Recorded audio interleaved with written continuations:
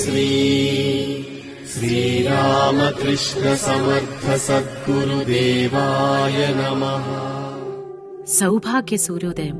అవును, నిజంగా మానవజాతికిది సౌభాగ్య సూర్యోదయమే. వేలాది సంవత్సరాల హిమాలయ మహాత్ముల సుదీర్ఘ తపస్సు, దివ్య చైతన్యము భౌతిక తలమునకు దిగిరావడము, యోగా దుర్లభమైన సంభల సామాన్య మానవునికి అందుబాటులోకి రావడం. శంబళ తీర్థము, సుభద్ర, బలరామ, జగన్నాథ శక్తులు మూడు దివ్యజ్యోతులుగా దర్శనమిచ్చి అగ్నిశిలలుగా నిలిచియున్న అద్భుత క్షేత్రము శంబళ తీర్థము. 1988లో హిమాలయ శక్తిధారలు మంచు వర్షముగా కురియబడి 7 రోజుల పాటు మంచు కొండగా వెండివెన్నెల వెలుగుతో ప్రకాశించి పరమగురువుల అనుగ్రహముతో అభిషేకింపబడిన పావన స్థలము శంబళ తీర్థము. శ్రీ గాయత్రి విశ్వకుండలిని మహాశక్తి స్తూపం. భూమిని స్వర్గముగా మార్చివేయు ప్రక్రియ మానవజాతి చేతుల మీదుగానే జరగవలసి ఉన్నది. సామాన్య మానవులను విశేష ప్రాణశక్తివంతులుగా మార్చడానికి నూతన శక్తి సంచయనము అవసరమైనది. ద్వాపరమున శ్రీకృష్ణునకు సహకరించిన యోగమాయ శక్తి శ్రీ జగజ్జనని మహాయోగేశ్వరీదేవి తన 7 శిరస్సులు, దివ్యాయుధములు ధరించిన 14 చేతులతో ఆధారముగా నుండి వికసించిన షట్చక్ర దళములతో ఒక నవీన శక్తి స్థూప రూపములో శ్రీ గాయత్రి విశ్వకుండలిని శక్తి స్థూపము మౌంట్ శంబళలో నెలకొల్పబడినది. శంబళ ప్రభువైన విశ్వగురువు ఊర్ధ్వముఖ అగ్నిలింగముగా ఈ స్థూపము వద్ద వెలుగొందుచున్నాడు. సప్త గోప్రదక్షిణ.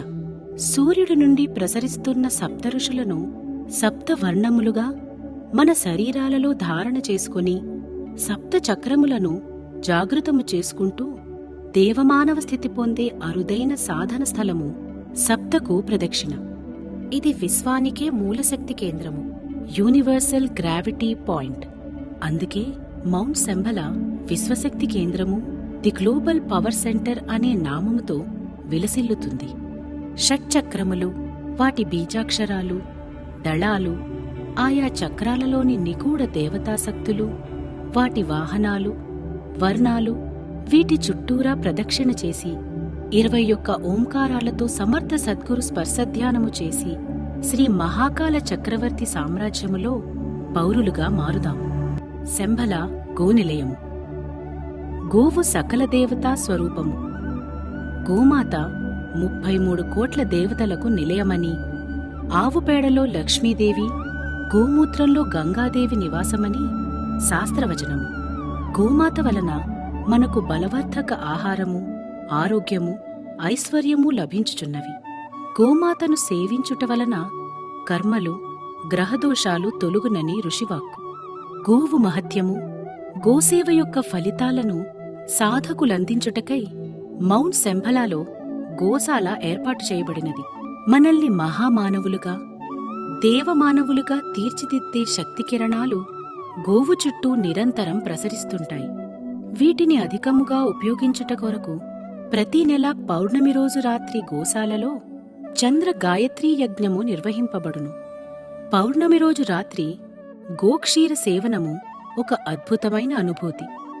శ్రీకృష్ణ మందిర సహితముగా వెలుగొందుచున్న సంభల గోశాలను సహస్ర గోశాలగా అభివృద్ధిపరిచే లక్ష్యముతో మౌంట్ శంబళ కృషి చేయుచున్నది. ఔత్సాహికులు, గోప్రేమికుల చేయూత, సహకారాలను మౌంట్ శంబళ ఆశించుచున్నది.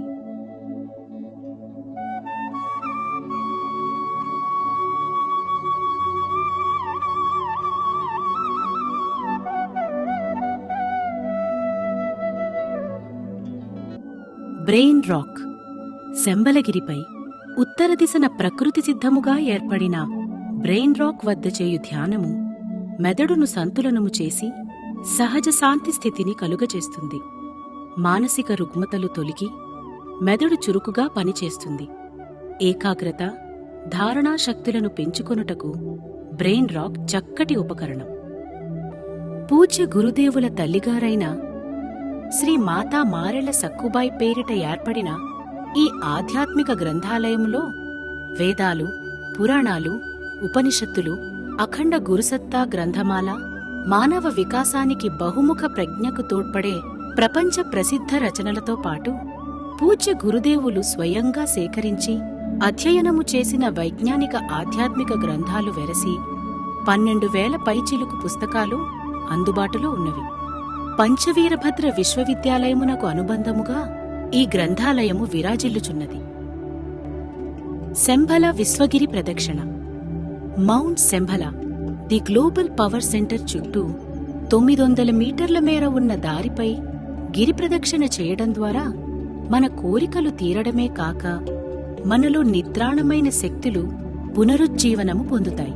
అష్టసిద్ధి, నవనిధులను ప్రసాదించే హనుమత్ మందిరము నుండి ప్రారంభమవుతుంది.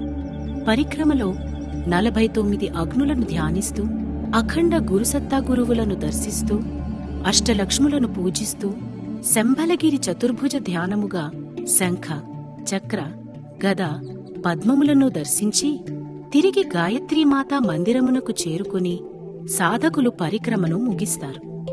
సంతానలేమి, ఆర్థిక ఇబ్బందులు, వివాహ సమస్యలు, కోర్టు సమస్యలు కలవారు విశేషించి సంతానలక్ష్మి నుండి గజలక్ష్మి వరకు, తిరిగి గజలక్ష్మి ఆలయం నుండి సంతానలక్ష్మి ఆలయం వరకు ఇలా 11 మార్లు ప్రదక్షిణ చేసి వారి వారి ఇబ్బందులను తొలగించుకుంటున్నారు.